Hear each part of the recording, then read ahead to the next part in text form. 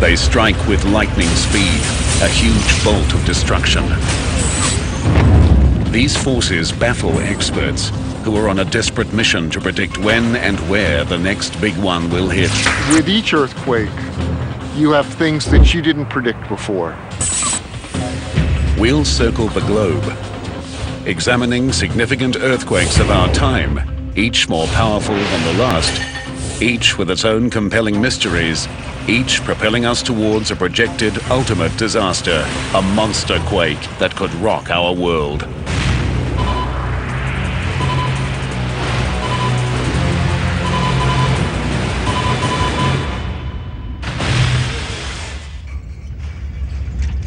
Earthquakes are one of the most destructive and unpredictable forces on the planet. Without warning, solid ground cracks, shifts and buckles, threatening anything in its path. It's estimated that several million earthquakes shake the planet every year.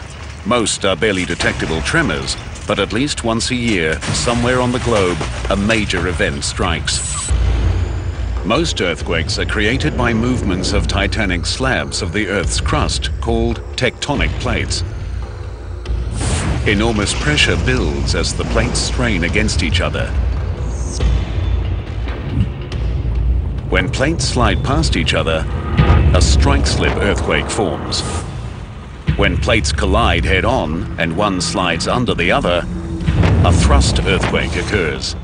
In both cases, the Earth's crust tears and snaps, releasing a giant burst of seismic force. The amount of energy released by an earthquake is known as its magnitude. The higher the magnitude, the more energy released.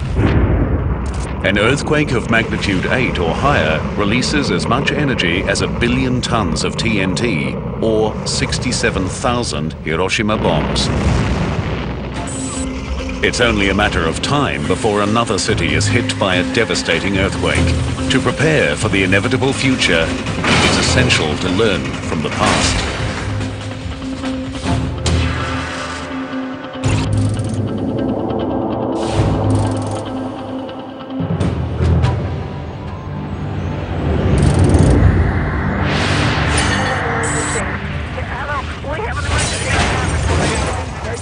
October 17, 1989, San Francisco, California. For 15 horrific seconds, the city by the bay is rocked by a magnitude 6.9 earthquake.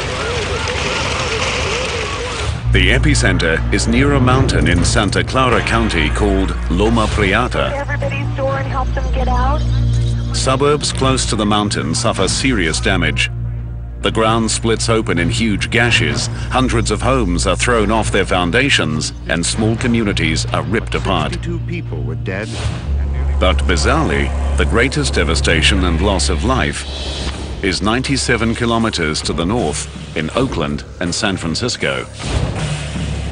The quake brings down a section of Oakland's Cypress Expressway, turning a busy freeway into a graveyard. Oakland firefighter Lorenzo Frediani is one of the first to respond.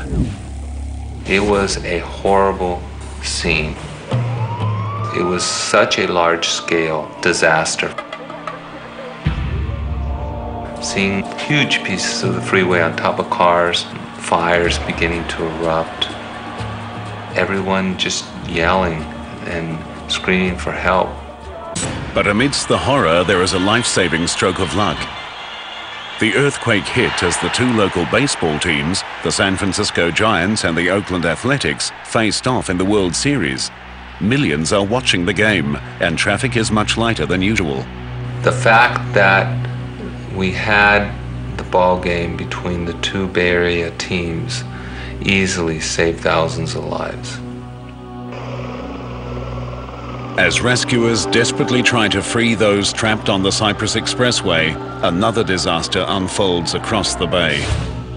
Nearly 200 buildings in the Marina District are severely damaged or completely destroyed. Fires started by broken gas mains add to the damage and panic.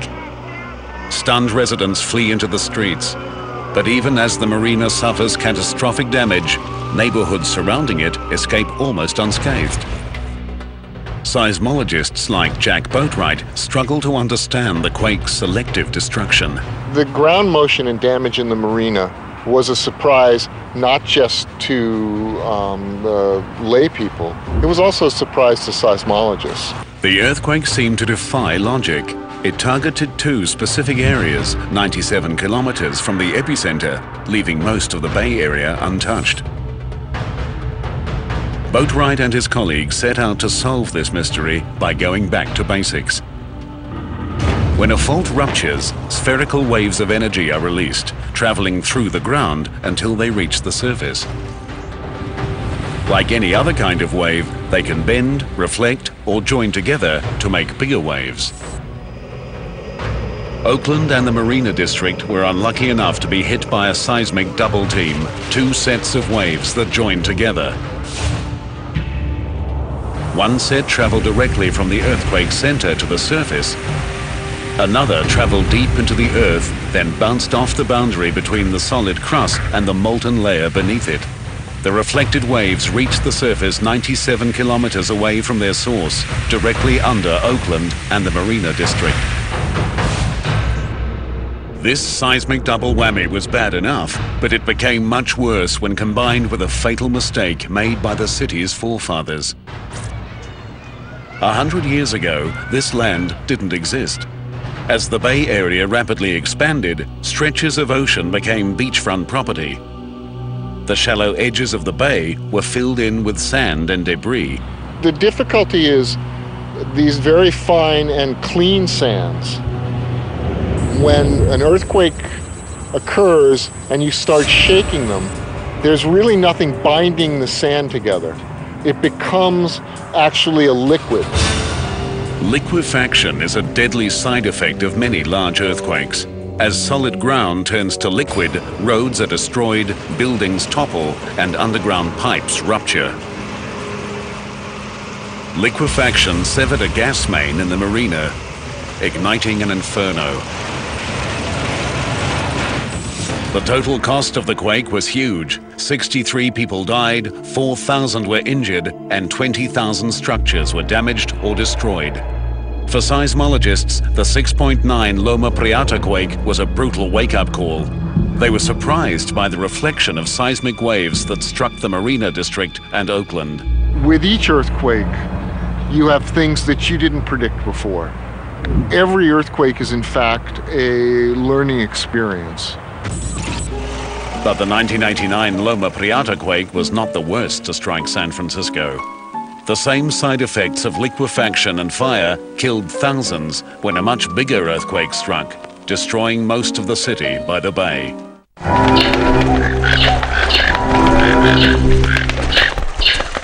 Nat Geo Wild joins Michaela Strachan in this brand new series. I've got my hiding space. I've put my glasses on for protection. She tells real stories of real rescues in brand new Animal Rescue Squad. Tonight from 7. Nat Geo Wild brings you the best experiences, the best footage, and the unmistakable facts. Dedicating 5 hours to travelling the world, from one end of the food chain to the other, in Wild at 1. Join us in our hunt to find the biggest, the deadliest, and the ugliest specimens that lurk in our waters. Featuring the premiere of Alaskan Killer Shark. Wild at 1, Monsters of the Deep. Sunday from 1 on Nat Geo Wild. Lions usually live in small groups of about 6. But when conditions are right, the number can get much bigger. And when a pride of lions becomes 22 strong, that's a lot of mouths to feed. Meet the big cats who eat, sleep, and hunt together to survive. Find out what it takes to be a super pride on Nat Geo Wild.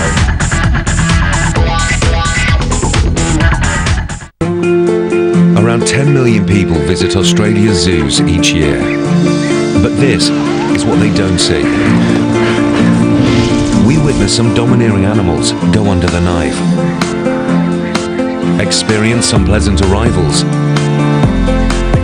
And sad goodbyes. Emotions fly high in this brand new series of Zoo Tales on Nat Geo Wild.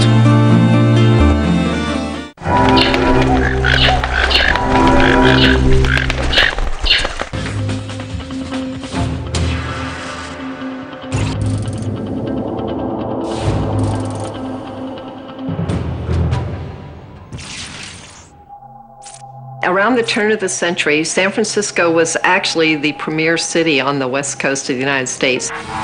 The city featured luxury hotels and modern high-rise buildings. But in 1906, many came crashing down. The earthquake occurred about 5:12 in the morning on April 18th. And when it occurred, it essentially occurred without warning. A loud roar jolted thousands out of their beds. Seconds later, a giant shockwave hit the city, shaking buildings to their foundations. The West Coast's economic and architectural center lay in ruins. At the time, seismology was in its infancy, and the quake's cause was not well understood. We now know the city was caught in the middle of an ancient battle between the Pacific and North American tectonic plates, an infamous war zone called the San Andreas Fault. These mighty slabs of crust are scraping past each other directly beneath San Francisco. When sections become locked together, enormous pressure builds up and is released as a strike-slip earthquake. In 1906, 435 kilometers of the fault ruptured. A magnitude 7.8 quake released 8 times more energy than the 1989 event. The first and fastest waves released by any earthquake are primary or P waves. They act like a sonic boom, shaking the ground and rattling windows. A few seconds behind are the secondary or S waves. These carry most of the earthquake's energy and are the most destructive kind of seismic wave. In San Francisco, the S waves tore huge gashes in the earth and ripped apart building foundations like paper. But it was another side effect of the earthquake that sealed the city's fate. Liquefaction of the ground severed gas and water mains, and San Francisco began to burn. Without a water supply, the fire department stood by helpless as the city burned to the ground. More than 3,000 people were killed. The 1906 event proved that an earthquake's complex side effects can be more devastating than the quake itself. 80 years later, a bigger earthquake crippled a city 45 times larger than San Francisco. The key culprits? A totally different seismic side effect combined with disastrous city planning. But even that quake is dwarfed by a potential ultimate quake, an event of enormous power and consequence. The San Francisco earthquakes of 1906 and 1989 showed how reflection and liquefaction can have tragic consequences. In 1985, one of the largest cities in the world was crippled by an earthquake with even stranger and more unpredictable effects. It proved that where you build a city is as important as how you build it.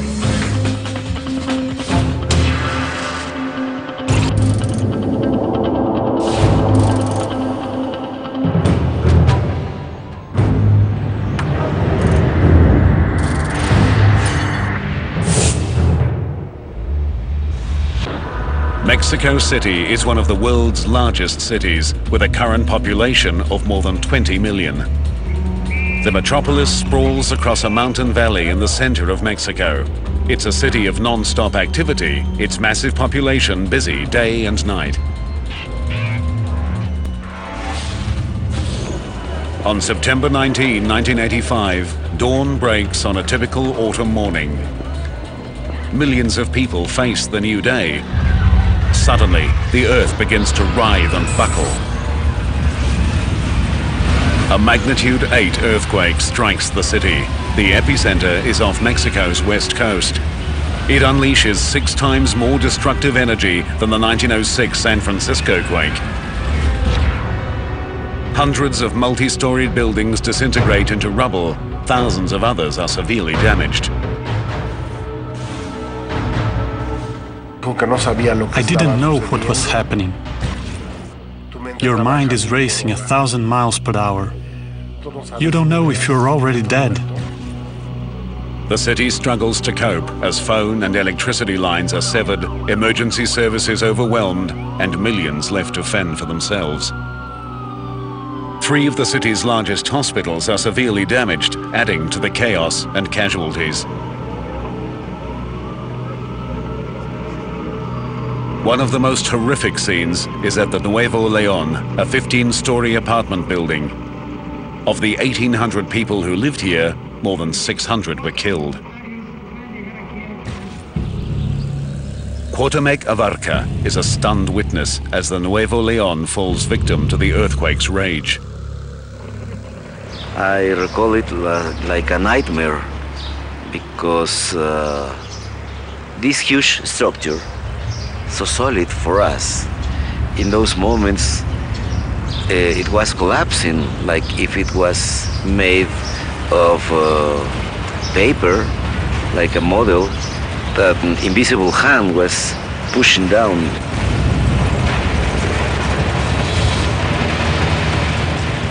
Cutremur and dozens of his neighbors rush to the demolished apartment building and with their bare hands begin a desperate struggle to rescue survivors.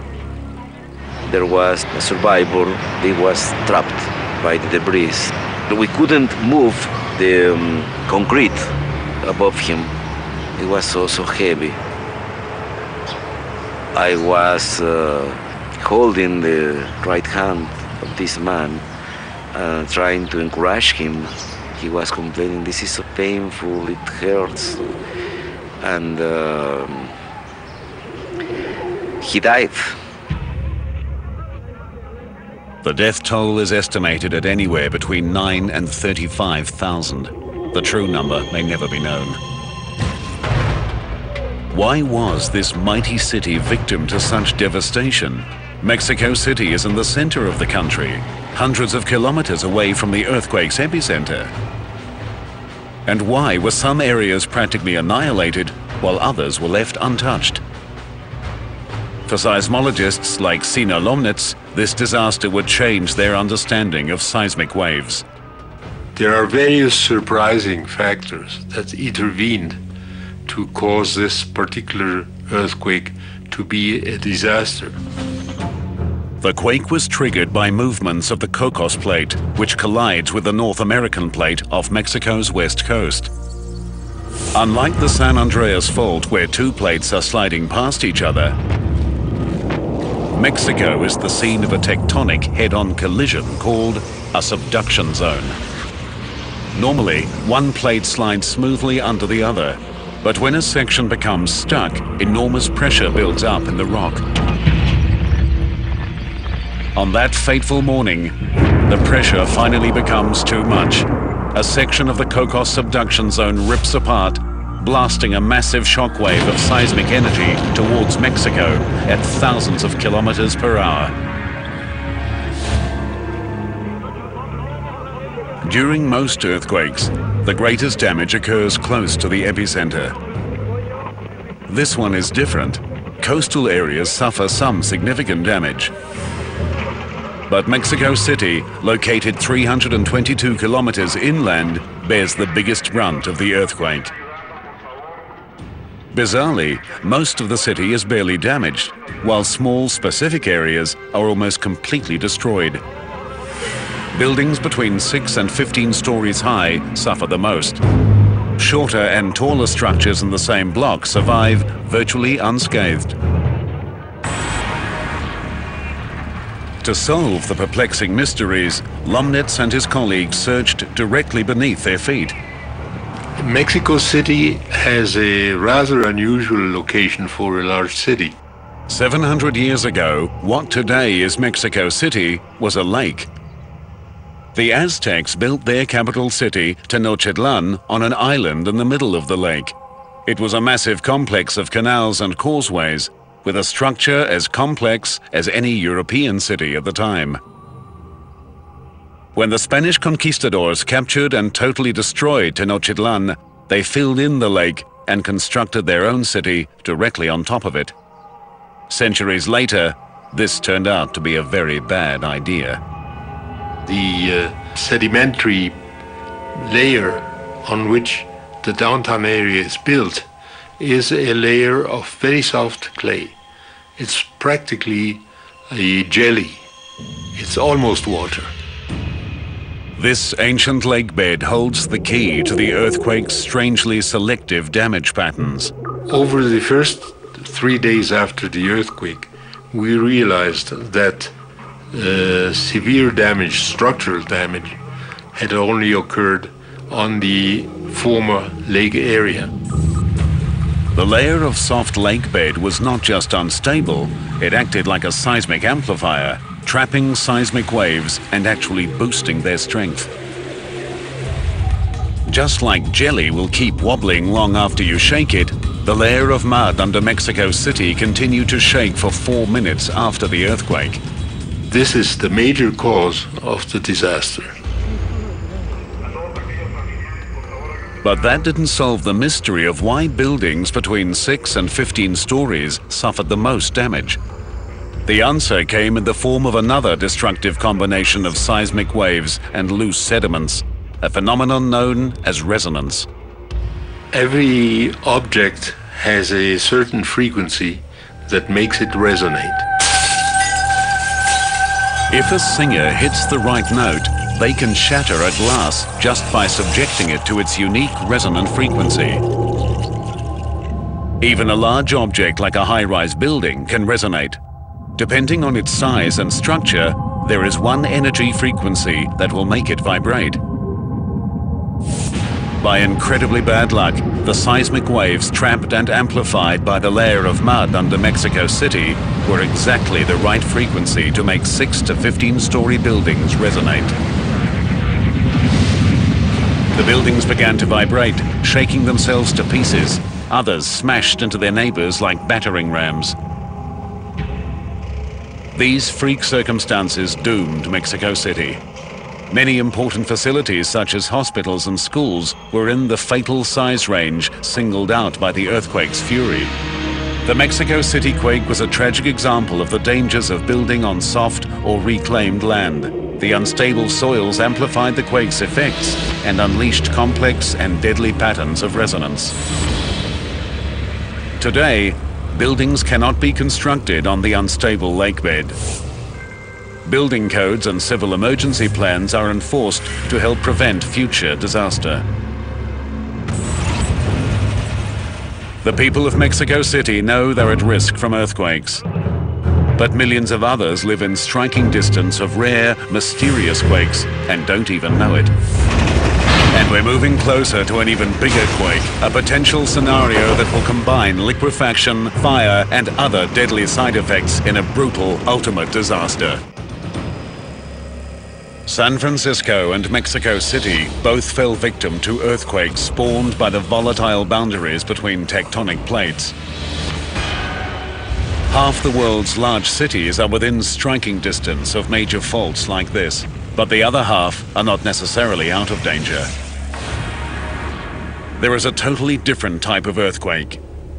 These rare rogue events strike seemingly from nowhere, ravaging areas thought to be immune to earthquakes.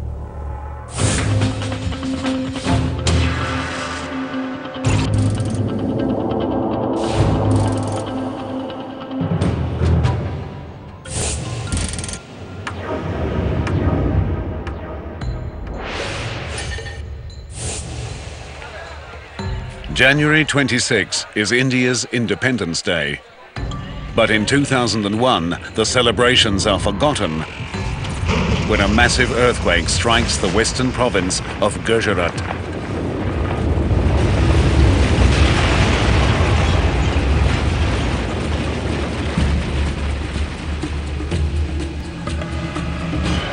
The 7.7 quake destroys the historic city of Bhuj, along with many other nearby towns and cities.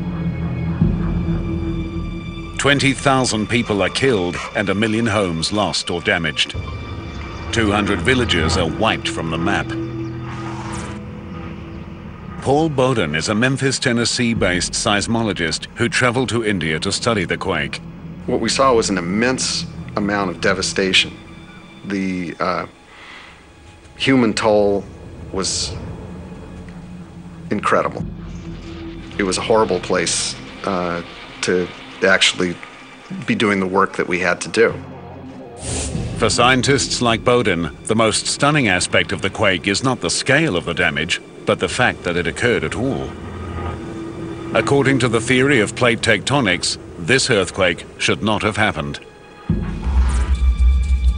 Central Asia is no stranger to deadly quakes. Over 1 billion people live close to a massive tectonic collision as the Indian plate plows head-on into the rest of Asia. The Himalayas, the largest continental mountain range on Earth, are the crumpled wreckage of this collision. This volatile plate boundary has spawned numerous deadly earthquakes. The 2005 Kashmir quake killed almost 80,000 people in Pakistan and northern India. It was magnitude 7.6, not huge, but powerful enough to flatten hundreds of thousands of buildings. But Bhuj is 200 kilometers away from the dangerous Himalayan plate boundary. Large earthquakes shouldn't happen here. But there's these rogue 5% that happen away from plate boundaries. And we don't have a very good understanding of what drives these kind of earthquakes. These mysterious rogue disasters are called intraplate quakes. The 2001 Bhuj earthquake was an important opportunity to study one of these rare events. But Bowden and his team had a more urgent reason to travel from Memphis to India. The largest intraplate earthquakes in history happened right in their own backyard.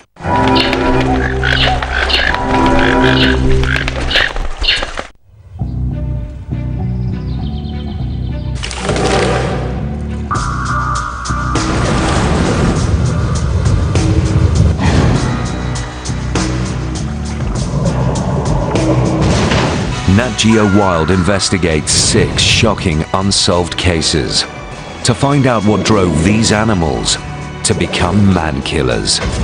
Hunter Hunted, tonight at 11 on Nat Geo Wild.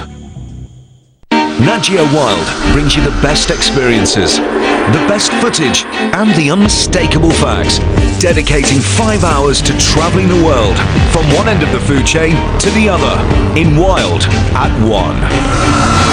Join us in our hunt to find the biggest, the deadliest, and the ugliest specimens that lurk in our waters, featuring the premiere of Alaskan Killer Shark. Wild at 1, Monsters of the Deep, Sunday from 1 on Nat Geo Wild. Prey. Enemy. Irritation. Friend. Ours is a complex and precarious existence. 3 years in the making, this unique film gains unprecedented access to one of the most secretive animals on Earth. See life through the eye of the leopard on Nat Geo Wild.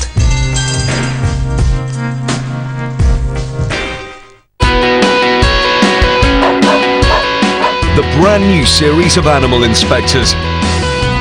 If it weren't for these guys, a lot more waifs and strays would be roaming the streets. They're Auckland's Boys in Blue, the emergency service to those animals who've lost their way, reuniting lost pets with their owners and giving the more unfortunate ones a second chance for a better life. Animal Inspectors, part of Animal SOS on Nat Geo Wild.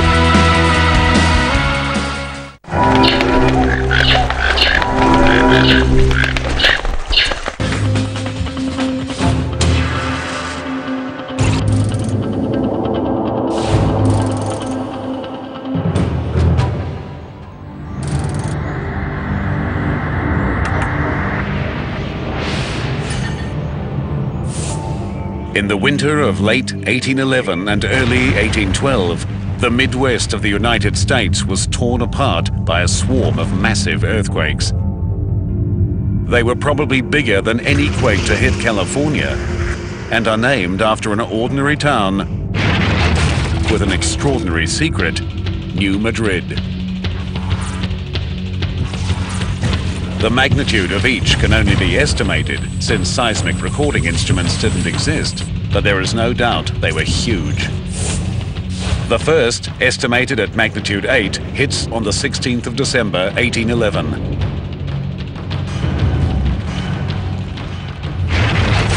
Houses and buildings are torn apart, entire forests are wiped out. Enormous cracks split and tear the earth. The placid Mississippi becomes a raging torrent of rapids and waterfalls. But this was only the beginning. A month later, another giant quake, estimated at magnitude 8, tears the frontier town of New Madrid, Missouri, to pieces. 2 weeks after that, a third magnitude 8 quake strikes. Over the next 2 months, almost 2,000 smaller tremors strike. The effects are felt throughout the entire eastern half of the United States. In New Madrid, in the middle of the plate, to have a large earthquake, a huge earthquake, is astounding. And then to follow it up with 2 other events that were as large or larger, just incredible. This incredible series of earthquakes seems to have come from nowhere. This is the flat, stable center of the North American plate. It's supposed to be safe from large earthquakes. Reelfoot Lake, 24 kilometers from New Madrid, is famous for its fishing. But seismologist Roy Van Arsdale hasn't come for the largemouth bass. For him, Reelfoot holds the key to unlocking the mystery of the New Madrid quakes. 200 years ago, this lake didn't exist. Well, this serene swamp and lake area was rocked severely during the winter of 1811-1812 in a series of 3 giant earthquakes. It was the third one in March that is responsible for the formation of this lake. Reelfoot Lake's peaceful appearance is deceptive. Beneath its calm waters, scientists have made an earth-shattering discovery. There's microseismic activity, meaning little earthquakes are occurring all the time out here. So there are seismometers planted in the landscape around us, measuring, recording these earthquakes. Deep under Reelfoot Lake and New Madrid is a mysterious fault system that spawned the huge earthquakes of 1811-1812. It continues to generate small earthquakes today. But this discovery raises even more questions. If the New Madrid fault is not a plate boundary, then what is it? The answer to that lies far away in Ethiopia. This is part of Asia and Africa's Great Rift Valley, a fault system that stretches 4,800 kilometers from northern Syria to Mozambique. The earth here is splitting apart and bleeding molten rock. A tectonic plate is being torn in half and pushed apart. A process called rifting. 500 million years ago, this almost happened in the peaceful plains of the Midwest. A surge of magma spewed up from the molten interior of the Earth, eating through the crust beneath the ancient Midwest. But before the plate was completely split, the magma retreated, leaving behind vast cracks in the Earth's crust. As pressure builds up on this fault system, it's released as massive earthquakes. A similar failed rift has been found near the city of Bhuj in India. The buried rifts under Bhuj and New Madrid solved part of the mystery. But there are still many things scientists don't understand about intraplate earthquakes. They have no idea what triggers these rogue disasters or where they will strike next. We really don't have a good working model for what drives these intraplate earthquakes. This is still quite the mystery in seismology, geology that a number of us are working on, and we just don't have an answer to that right now. In 1811 and 1812, the New Madrid earthquakes struck sparsely populated areas. Today, millions of people living in cities like St. Louis and Memphis are within striking distance of the New Madrid fault system. If it wakes again, the human and economic toll will be devastating. It would be foolish to think that it couldn't happen again, that it's over. There's no scientific evidence that whatever is giving rise to these earthquakes has gone away. The New Madrid quakes were the largest intraplate earthquakes in history, but they pale in comparison to a massive tectonic rupture that ripped through Chile, producing the largest earthquake on record. And even that catastrophe is not the worst-case scenario. Experts believe a giant earthquake lies in wait, one whose shockwaves will ravage a nation and shake the entire planet. There is one earthquake that towers over all others, one so massive it changed the shape of a nation and killed people half a world away. This is a staggering event that rates as the largest on record.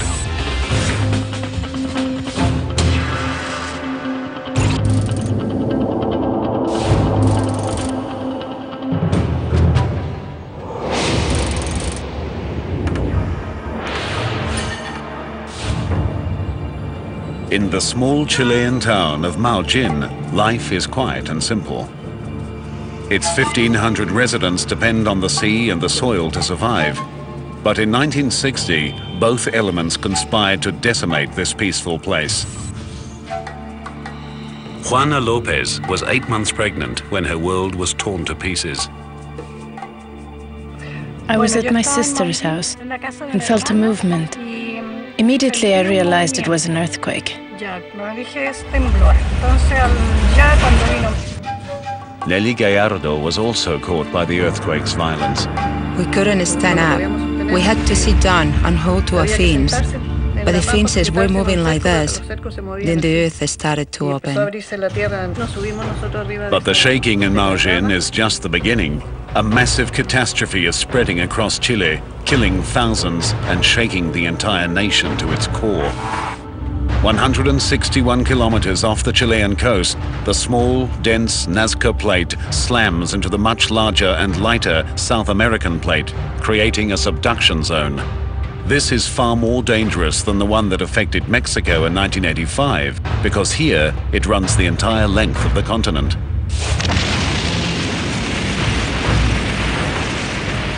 On May 22, 1960, the Nazca subduction zone spawns the largest earthquake ever measured by scientists, a massive magnitude 9.5.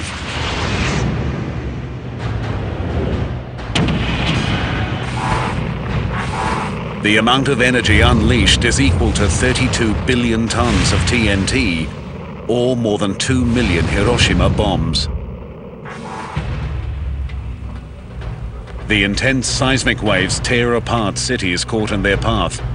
Buildings topple, the ground turns to liquid, landslides sweep down mountain slopes, and cliff fronts collapse into the ocean.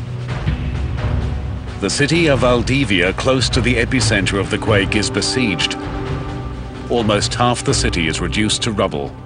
But this is just the beginning. The fault rupture sets in motion a chain of events that ruins lives for generations and permanently scars the landscape. Today, Valdivia is once again a thriving city, a strategically important point at the meeting of three rivers. But take a closer look, and there are secrets beneath the water. Mysterious streets that plunge into nowhere, drowned foundations, and ghost-like ruins along the river's banks.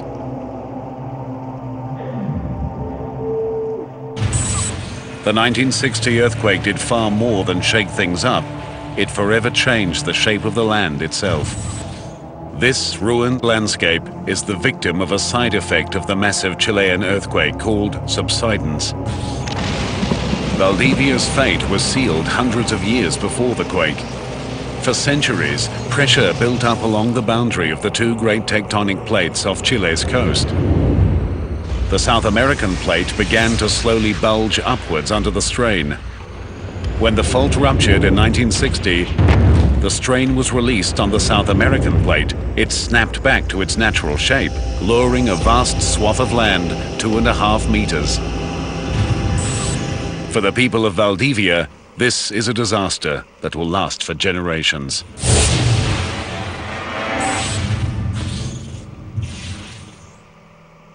Most of this area before the 1960 earthquake used to be pastures, high-quality pastures.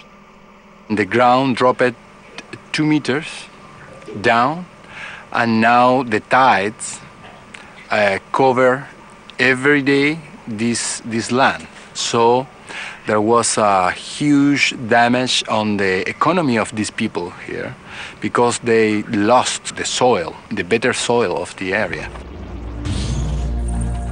Over 200,000 square kilometers of Chile's coast subsided after the earthquake. But incredibly, even this was not the most deadly part of the day.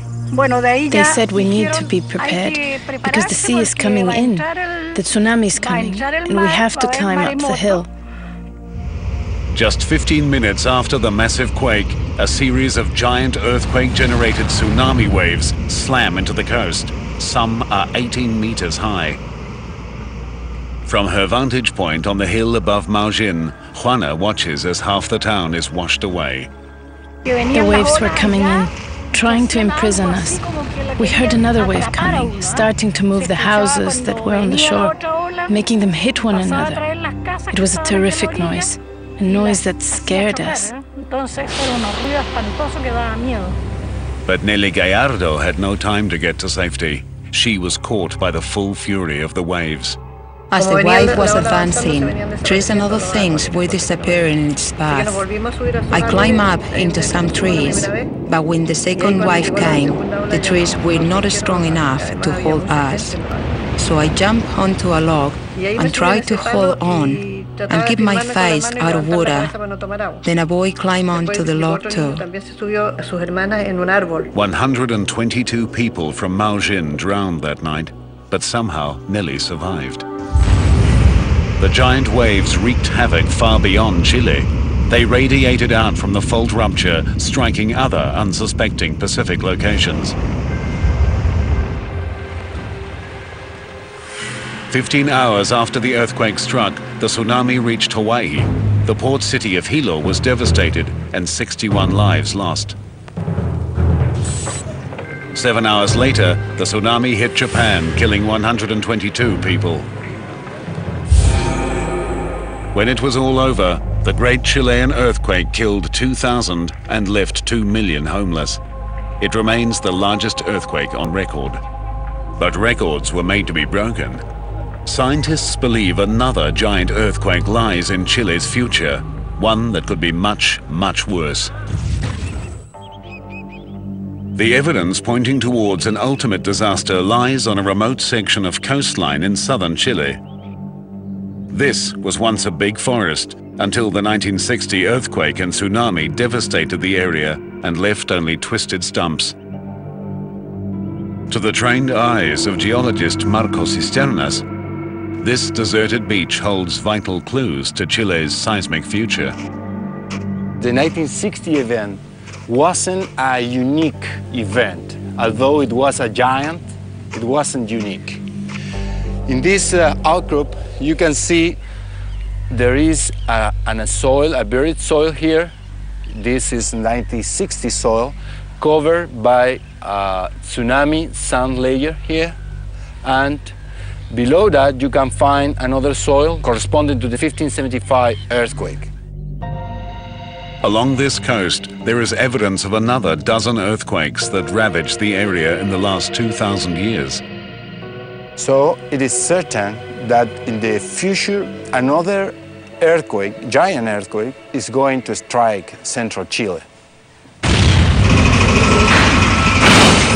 When it strikes, it will be an ultimate disaster, an event that will cripple the country and send shockwaves around the entire planet.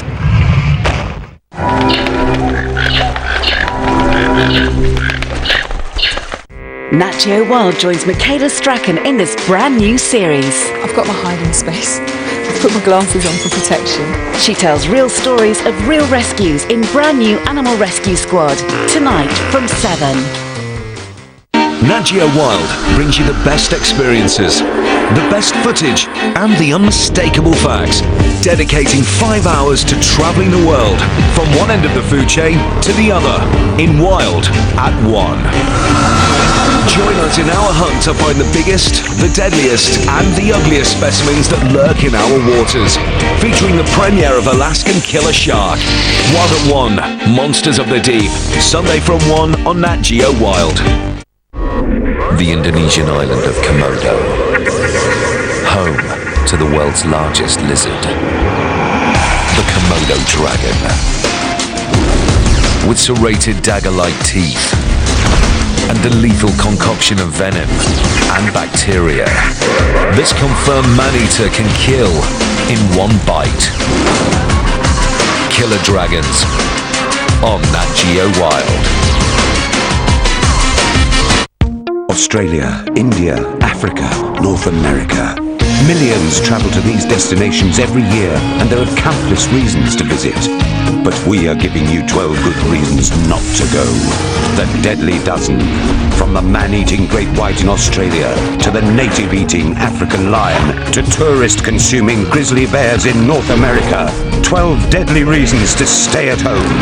The Deadly Dozen, only on Nat Geo Wild.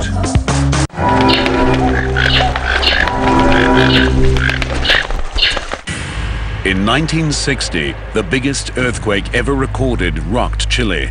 Thousands died, and the landscape of the country changed forever. But scientists believe a far more destructive quake could be on Chile's horizon. Don Windeler is an expert in modeling disasters of the future. Using data from the giant 1960 quake and input from some of the world's leading seismologists, Windeler and his colleagues have created sophisticated models of potential earthquakes in Chile, including the ultimate worst-case scenario. There's no stopping the Nazca Plate from going underneath South America. We will continue to see large events over time in Chile. It's just a fact of life. The massive 1960 earthquake struck in the center of the country, where the population was relatively light. But if the Nazca Fault ruptured further north, near to Chile's largest cities, a major catastrophe would result.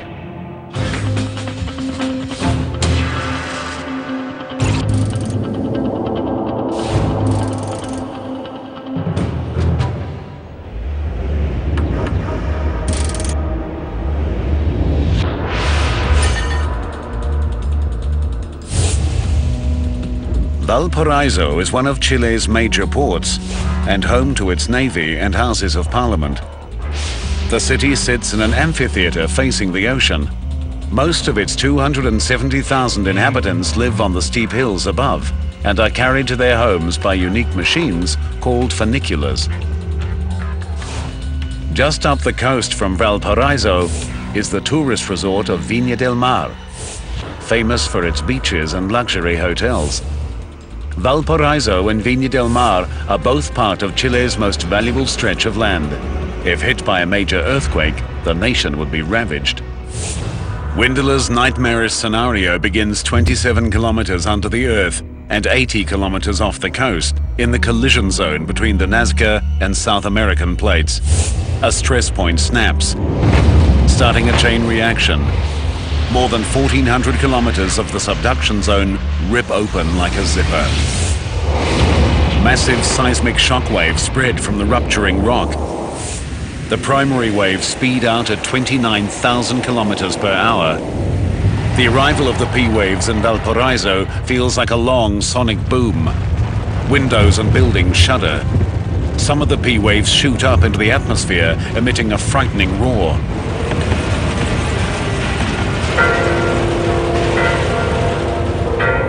The secondary waves follow, carrying most of the earthquake's energy.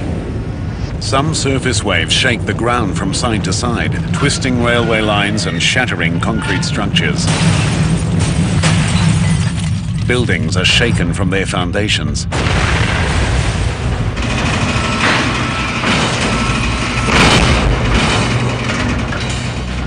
Unstable areas of the cliffs surrounding Valparaiso collapse, taking many buildings with them. Below, in the port, sediments amplify the seismic energy, prolonging the shaking and the destruction. Liquefaction ruptures gas mains, water pipes, and vital communication links. In addition to the deadly seismic waves, the earthquake rupture releases pressure on the South American plate. It pushes forward and flattens. Areas of the coast sink 2 meters. entire structures collapse and flooding is rampant. Fires caused by broken gas mains rage out of control. As the city lies paralyzed and in ruins, the biggest killer of all is about to strike. As the South American plate is released and flicks upwards, it pushes up an enormous wave of water 967 kilometers long. Gravity quickly pushes it back, creating a massive wave, a tsunami. One side of the wave rushes towards the coast of Chile. It takes just 10 minutes to reach Viña del Mar. It hits the already besieged city with a 12-meter wall of ocean that smashes across the city.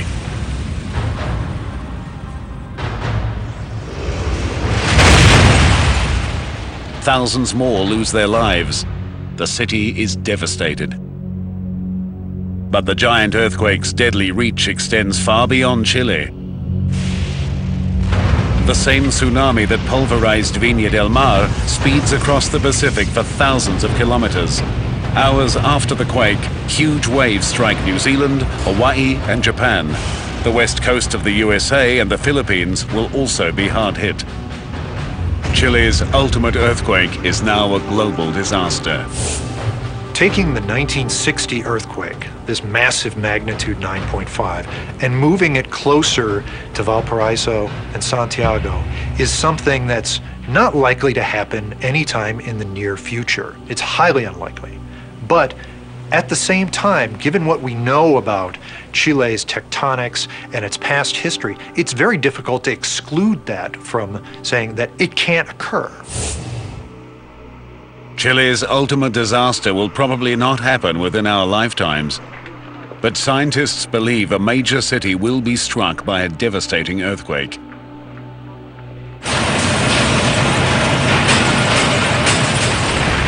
Danger is that if we're not prepared, if we don't prepare our cities for the hazard that exists, there'll be hell to pay. Half the world's population now lives in cities, placing hundreds of millions within striking distance of an earthquake. For all of them, the clock continues to tick on these giant underground time bombs.